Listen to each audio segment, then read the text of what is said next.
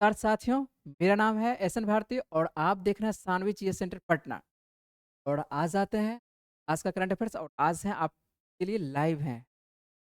यदि पूछ चाहते हैं बातचीत करना या आप लोगों से जो है बातचीत होगी। लाइव हैं, आइए आज यहाँ पर जो है सानवी चीज़ सेंटर पटना पर कह सकते हैं कि पहली-पहली बार आए यहाँ पर लाइव आपको चल चल रहा है। तो यहाँ पर करंट अफेयर्स जिस तरह से पहले मिलता था उसी तरह से जो है करंट अफेयर्स यहाँ पर आज करेंगे। 25 दिसंबर 2025 और 25 दिसंबर 2025 से जितने भी महत्वपूर्ण करंट अफेयर्स तैयार हो सकते हैं सभी पर बातचीत करेंगे। यदि पीडीएफ की आपको आवश्यकता है तो पीडीएफ जो है आपको कहाँ पर मिलेगा? टेलीग्राम चैनल पर। टेलीग्राम चैनल का लिंक जो है आपको डिस्क्रिप्शन बॉक्स में दे दिया गया है, तो यहाँ पर से आप जाएंगे। जस्ट आपको वीडियो में आपको टेलीग्राम का लिंक है, आप यहाँ पर जाके टेलीग्राम चैनल ज्वाइन करके पीडीएफ से भी पढ़ाई कर सकते हैं। आते हैं, स्टार्ट कर लेते हैं। पहला प्रश्न हम लोगों के लिए क्या है? सही है, बातचीत कर सकते हैं। यदि बातचीत करना चाहते हैं, कुछ चाहते हैं तो आप बातचीत कर सकते हैं, ठीक है? आएँ पहला प्रश्न पर। और पहला प्रश्न जो है आपके लिए कि हाल ही में किस राज्य सरकार ने जो है 2025-30 के लिए 7 निश्चय 3 कार्यक्रम, क्या है आपके लिए 7 निश्चय 3 कार्यक्रम को जो है मंजूरी दी है। तो यहाँ पर हम लोग देखते हैं कि 7 निश्चय 3 कार्यक्रम जिसको कि 3.0 भी बोल सकते हैं कि 3.0 कार्यक्रम आपको 7 निश्चय 3.0 कार्यक्रम जो है किस राज्य के द्वारा प्रारंभ किया गया है या मंजूरी दी गई है किस राज्य सरकार के द्वारा। तो सीधे तौर पर यहाँ पर जो आंसर बनेगा, क्या आंसर बनेगा? तो बिहार। ध्यान रखेंगे आंसर क्या बन रहा है? बिहार बन रहा है। तो हम लोग जो भी प्रश्न तैयार होंगे और महत्वपूर्ण तथ्य आप लोगों को नहीं दे रहे थे, तो आप लोगों का डिमांड था कि महत्वपूर्ण तथ्य भी मिलना चाहिए। तो महत्वपूर्ण तथ्य जो है जो भी मिलना चाहिए था सभी महत्वपूर्ण तथ्य आप लोगों के लिए यहाँ पर प्रोवाइड कर रहा है। इससे क्या होगा? पीडीएफ पढ़ना आप लोगों के लिए सुविधा होगा। अंत में मैसेज आपका लेंगे कि जिनका जिनका जो मैसेज था सभी मैसेज जो है अंत में लेंगे, जो कमेंट था, ठीक है? कमेंट अंत में लेंगे। आइए देख लेते हैं यहाँ पर महत्वपूर्ण तथ्य के अंतर्गत जो महत्वपूर्ण तथ्य बन रहा है कि बिहार सरकार जो है आपको 2025 के लिए 7 निश्चय जिसको कि 3.0 कार्यक्रम को मंजूरी दे दी गई है। और ये मंजूरी किसके द्वारा या घोषणा कर सकते हैं कि नीतीश कुमार के द्वारा किया गया है। और उद्देश्य क्या है? तो उद्देश्य सीधे तौर पर राज्य सरकार रोजगार और आय को जो है दोगुना करना चाह रही है और उसके बाद उद्योगों को क्या करना चाह रहा है? उद्योगों को मजबूत करने का प्रयास है आपको बिहार सरकार का। और बिहार सरकार का जो देखने को मिल रहा है आपको 7 निश्चय, आपको 3.0, ये आप ध्यान रखेंगे। और जैसे ही नाम आता है बिहार का तो बिहार की राजधानी सभी को मालूम है पटना। और मुख्यमंत्री कौन है? नीतीश कुमार है। और राज्यपाल यदि बात करें कि आरिफ मोहम्मद खान है। लोकसभा की कितनी सीटें? तो 40 सीटें। राज्यसभा की कितनी सीटें? 16 सीटें आपको देखने को मिलती है। कहां पर? बिहार से राज्यसभा की। और विधानसभा की आपको 243 सीटें देखने को मिलती है। और यदि बात करें कि विधान परिषद का, तो विधान परिषद का आपको पता है कि विधान परिषद का कितना सीट है? तो विधान परिषद का जो यहां पर आपको देखने को मिलता है 75 सीट, ठीक है? लिख देते हैं यहां पर कि विधान परिषद बिहार में है। और विधान परिषद जो है बिहार में कितनी सीटें हैं? बिहार विधान परिषद में आपको 75 सीटें आपको देखने को मिलता है। तो सभी सीटें आपको बार बार पूछा जाता है, तो ये सभी आप बातें याद रखेंगे। आ जाते हैं अगले प्रश्न पर। और अगला प्रश्न आपके लिए क्या है? अगला प्रश्न जो है आप लोगों के लिए है कि भारतीय नौसेना के सबसे बड़े, आपको क्या है कि भारतीय नौसेना के सबसे बड़े आपको वाटर जेट युद्धपोत का क्या नाम है जिसे चेन्नई में जो है कमीशन किया गया है? तो चेन्नई में कमीशन किया गया है और इसका नाम पूछ रहा है कि भारतीय नौसेना के सबसे बड़े आपको वाटर जेट के बारे में। इसका नाम क्या है युद्धपोत का? तो इसका नाम आपको रखा गया है अंशदीप नाम रखा गया। क्या नाम रखा गया है? आंसर इसका क्या बनेगा? अंशदीप आंसर बनेगा। तो आंसर आप अच्छे से याद रखेंगे, अंशदीप इसका आंसर बन रहा है।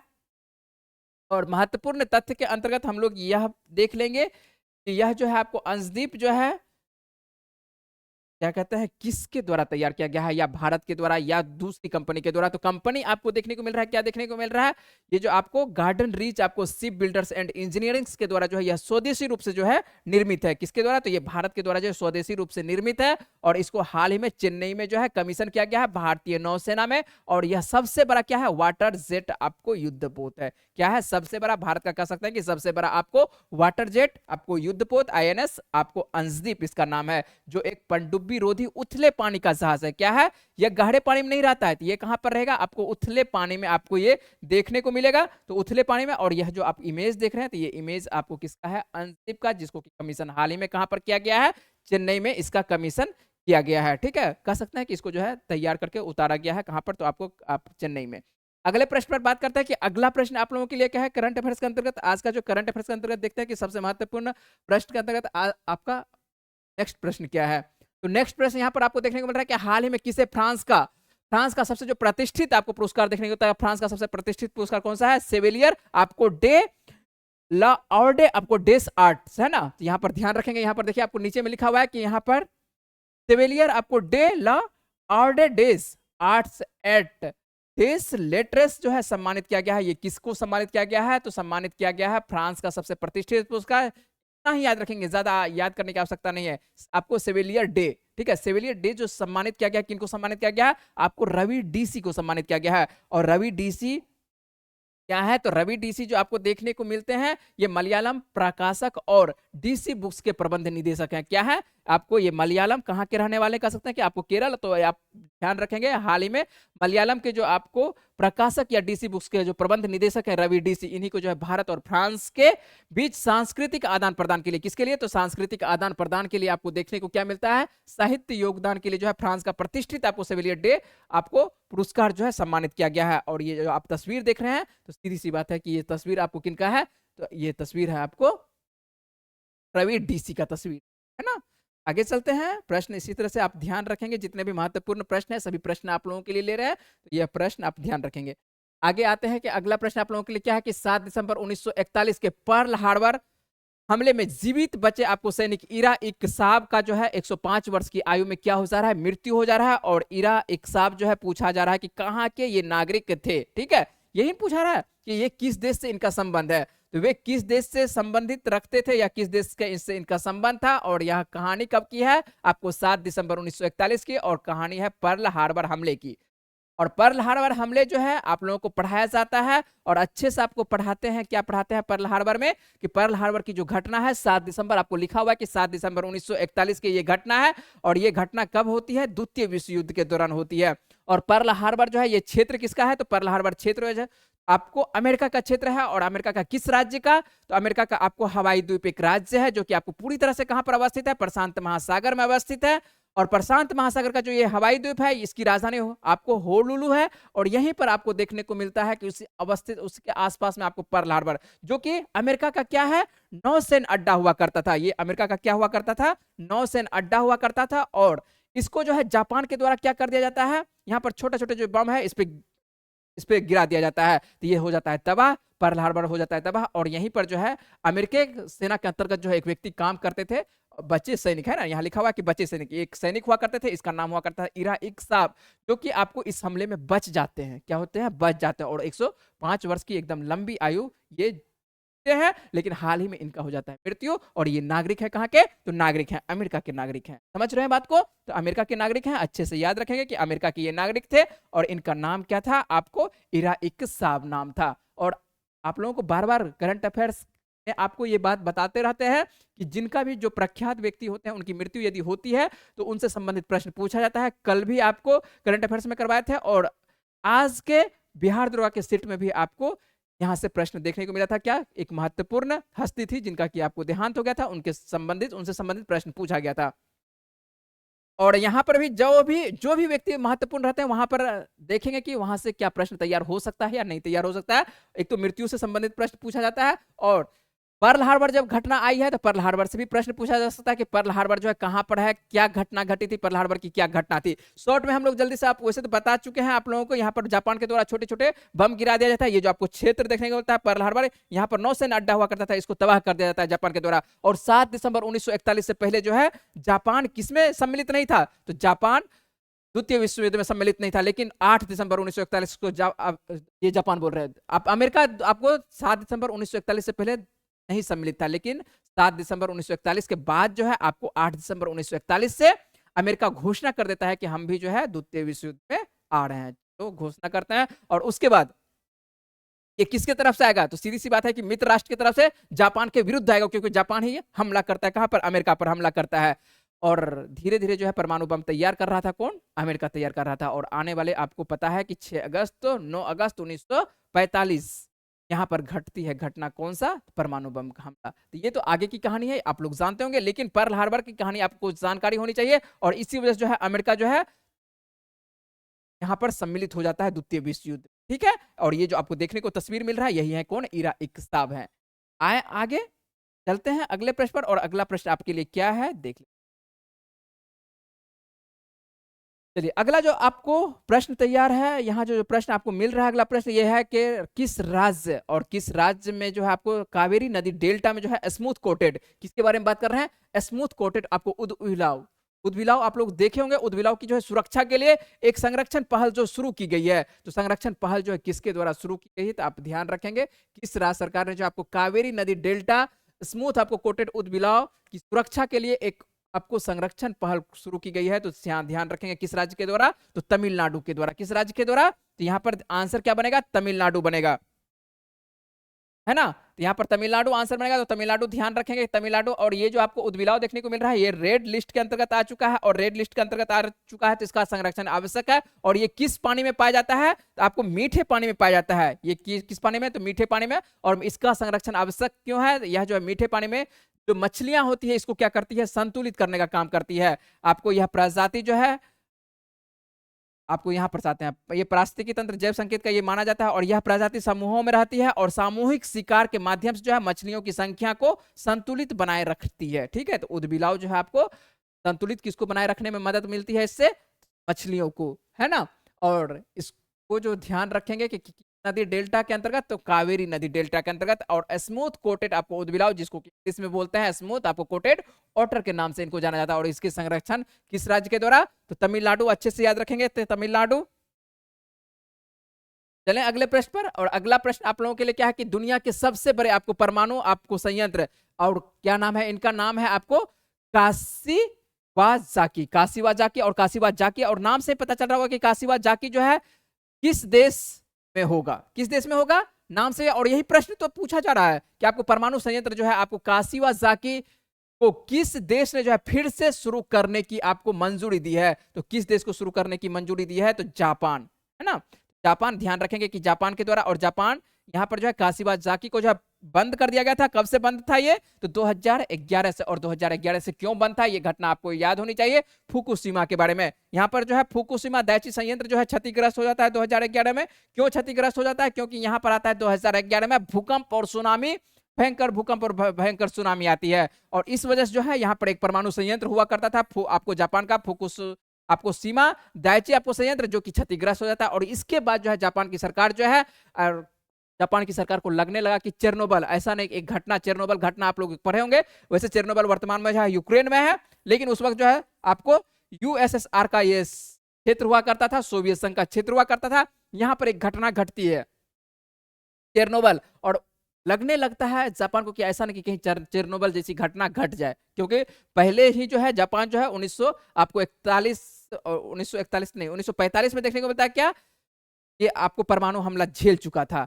उनको लगता है ऐसा नहीं कि कहीं ना कहीं फिर से, ऐसा नहीं कि कहीं ना कुछ आपको ये जो संयंत्र है, परमाणु संयंत्र है, कहीं ना कहीं क्षतिग्रस्त हो जाए, तो चेरनोबिल की घटना ना घटे। इसी वजह जो है आपको यहाँ पर क्या, जो जापान है, जापान के द्वारा कुछ संयंत्र को जो है बंद कर दिया जाता है, जिसमें आपको एक संयंत्र रहता है काशीवाजाकी, और यह संयंत्र को जो है बंद किया जाता है। 54 रिएक्टर को जो है बंद कर दिया। यहाँ पर ध्यान लिखे हैं क्या, 54 रिएक्टर को क्या कर दिया गया है, बंद कर दिया गया है। और 54 रिएक्टर को जैसे ही बंद करता है, उसमें एक नाम रहता है काशीवाजाकी का भी नाम रहता है। और अब जो है फिर से आपको जापान की सरकार जो है अपने सबसे बड़े आपको परमाणु संयंत्र, जिसका नाम है आपको काशीवाजाकी, इसको फिर से क्या स्टार्ट करने की मंजूरी दे दी गई है, शुरू करने की मंजूरी दे दी गई है। और ध्यान रखेंगे कि आपको काशीवाजाकी कहां पर है, नाम से तो वैसे पता चल रहा है। और ये जो पीछे आप इमेज देख रहे हैं, ये इमेज है आपको काशीवाजाकी का, जो कि आपको जापान में अवस्थित है, और दुनिया का सबसे बड़ा ये आपको परमाणु संयंत्र, जहां से बिजली उत्पादन की जाती है।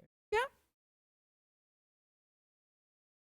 अगले प्रश्न में बात करते हैं कि अगला प्रश्न आप लोगों के लिए क्या है। और अगला प्रश्न जो है 7 नंबर का है। और 7 नंबर में जो प्रश्न है, आपको किस राज्य सरकार ने जो है महात्मा गांधी के सम्मान में, ध्यान रखना है कि महात्मा गांधी के सम्मान में, और आपको लिखा हुआ है कि कर्मश्री का नाम जो है बदल करके क्या कर दिया गया, महात्मा श्री। यहाँ पर आते हैं, डायरेक्ट प्रश्न पर आते हैं कि कर्मश्री का जो है नाम आप बदल दिया गया है, और कर्मश्री का नाम जो है बदलकर किसके नाम पर रखा गया है, महात्मा श्री के नाम पर कर दिया गया है। तो यह किस देश में, कहां पर, तो ध्यान रखेंगे कर्मश्री का नाम जो है बदलकर महात्मा श्री कर दिया गया है, किस राज्य के द्वारा, देश बोल दिया, सॉरी, यहाँ पर राज्य होगा। कर्मश्री जो आपको नाम जो है बदलकर किस राज्य के द्वारा, तो ये पश्चिम बंगाल के द्वारा। कहां पर, तो पश्चिम बंगाल के द्वारा। तो कर्मश्री का नाम बदलकर क्या कर दिया गया है, आपको महात्मा गांधी के नाम पर रखे हैं। तो कोई जो है महात्मा गांधी के नाम पर रख रहा है, कोई महात्मा गांधी के नाम से हटा रहा है। और कुछ दिन पहले ही आपके चैनल पर है वीडियो कि मनरेगा से संबंधित जो प्रश्न दिए थे कि उसका नाम जो है परिवर्तन कर दिया गया था। पहले आपको महात्मा गांधी के नाम से संबंधित देखने को था, लेकिन अब पूज्य बापू के नाम से देखने को मिल रहा है। यहाँ पर जो है नाम परिवर्तन देखने को मिल रहा है मनरेगा। और वहीं पर आपको जो पश्चिम बंगाल की जो सरकार है, ममता की सरकार, जो देखने को होता है यहाँ पर कर्मश्री का नाम बदलकर क्या कर दिया जा रहा है, महात्मा श्री कर दिया जा रहा है। तो अच्छे से आपको ध्यान रखना है कि ऐसा कौन सा सरकार है कि जो कि महात्मा गांधी के नाम पर जो है आपको कर्मश्री का नाम रखा जा रहा है। तो ये आपको जो पश्चिम बंगाल की वर्तमान की सरकार है, ममता बनर्जी की सरकार है, इनके द्वारा क्या कहा गया है कि जो रोजगार गारंटी होती है और उसका नाम है कर्मश्री, उसका नाम जो है परिवर्तन करके महात्मा गांधी आधिकारिक रूप से क्या कर दिया गया है, बदल दिया गया है। और जैसे ही नाम आता है, किस नाम आ रहा है किस राज्य का, तो आपको पश्चिम बंगाल का। पश्चिम बंगाल का जैसे ही नाम आता है, आपको बताया है कि जैसे राज्य का नाम आएगा तो आपको जरूर बात करनी होगी, क्या राजधानी क्या है, कोलकाता है। और मुख्यमंत्री क्या है, ममता बनर्जी है। राज्यपाल कौन है, सीवी आनंद बोस है। लोकसभा की बात करेंगे 42 सीटें, आपको राज्यसभा की कितनी सीटें, आपको 16 सीटें देखने को मिलती है। कहां से आपको देखने को मिलती है, कोलकाता से। तो अच्छे से याद रखना होगा।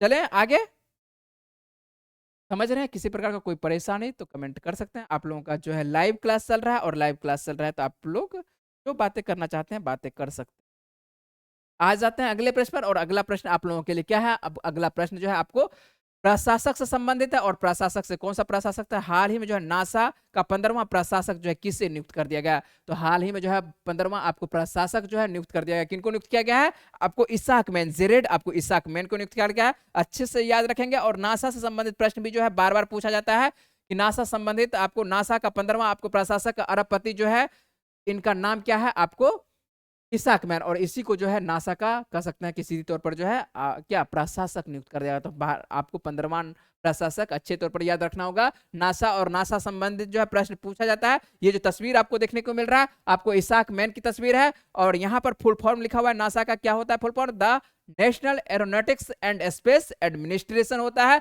और वहीं पर इसकी स्थापना की यदि बात करें तो स्थापना कब होती है, तो 29 जुलाई 1958 को। और मुख्यालय क्या है, तो वाशिंगटन डीसी, जिसको बोलते हैं डिस्ट्रिक्ट ऑफ कोलंबिया बोलते हैं। आगे आते हैं, अगला प्रश्न लेते हैं कि अगला प्रश्न आपके लिए क्या है। अगला प्रश्न है, हाल ही में किस भारतीय महिला खिलाड़ी ने, महिला खिलाड़ी से संबंधित आपको कल भी प्रश्न दिए थे और आज भी आपको एक प्रश्न पूछे हैं। यहां पर आते हैं क्या प्रश्न है, पहले उस प्रश्न पर बात करते हैं कि हाल ही में किस भारतीय महिला क्रिकेटर ने जो है दिसंबर 2025 में आईसीसी टी20 गेंदबाजी में जो है नंबर 1 रैंकिंग पर का जो स्थान है प्राप्त किया है। तो ऐसी कौन सी खिलाड़ी हैं कि आपको आईसीसी टी20 आपको इंटरनेशनल गेंदबाजी में जो है नंबर 1 स्थान प्राप्त कर रही हैं। तो यहाँ पर जो है ऑप्शन जो है आसान है, वैसे वह ऑप्शन आसान है क्योंकि सभी अधिकांश जो आपको बल्लेबाज हैं, एक ही आपको ऑलराउंडर के अंतर्गत खेलती हैं। और जो बॉलिंग के अंतर्गत ये जानी जाती है बॉलर ऑलराउंडर के नाम से दीप्ति शर्मा। तो यहाँ पर आंसर क्या बनेगा, दीप्ति शर्मा। स्मृति मंधाना से संबंधित आज भी प्रश्न दिए हैं, कल भी प्रश्न आपको करवाए थे कि आपको टी20 इंटरनेशनल में सर्वाधिक रन बनाने, सर्वाधिक नहीं कह सकता है, तो इसी बात है कि भारत की तरफ से 4000 रन बनाने वाली खिलाड़ी बन चुकी है आपको कौन सा, स्मृति मंधाना। हरमनप्रीत कौर क्या है, आप हम लोगों की भारतीय आपको महिला क्रिकेट टीम की क्या है, कप्तान है। तो इनको याद रखना होगा। तो ये तो बॉस है तो इनको तो याद ही रखना होगा। जेमिमा रोड्रिग्स, इनको जानते होंगे, जेमिमा रोड्रिग्स मध्यम क्रम में जो है आपको ये महत्वपूर्ण आपको बल्लेबाज है, भारतीय आपको बल्लेबाज देखने को मिलती है आपको जेमिमा रोड्रिग्स। तो ये सभी आपको भारतीय खिलाड़ी हैं, तो सभी के बारे में आप लोग जानते ही होंगे। आते हैं अगले प्रश्न पर बात करते हैं कि अगला प्रश्न क्या है। और ये जो तस्वीर है, तस्वीर तो दीप्ति शर्मा, चलिए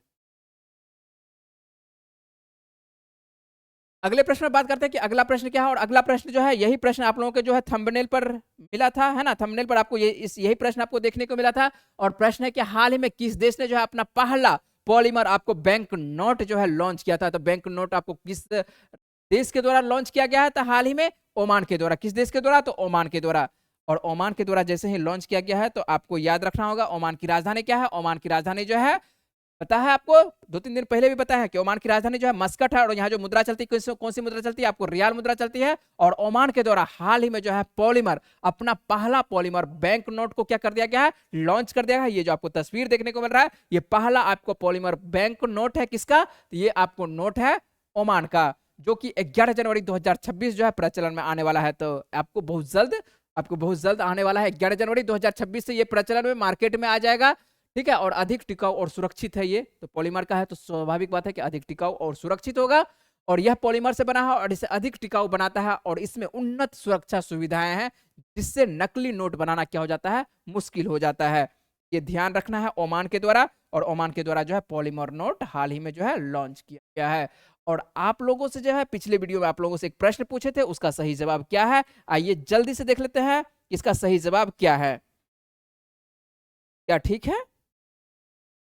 जो कह सकते हैं लाइव हैं, कम से कम लाइक कर दीजिए, और यदि सब्सक्राइब नहीं किया चैनल को तो सब्सक्राइब कर लीजिए। आपको प्रत्येक दिन यहाँ से करंट अफेयर्स के साथ साथ जो है बहुत सारी आपको जानकारी मिलती है ना। और चलिए आते हैं अगले प्रश्न पर, बात करते हैं कि अगला प्रश्न, चलिए अगला प्रश्न तो यहाँ पर करंट अफेयर्स तो यहीं पर रखते हैं, और यहाँ पर है आप लोगों के लिए पिछले वीडियो का एक प्रश्न था जो कि आप लोगों से पूछते हैं, उसका सही जवाब क्या है।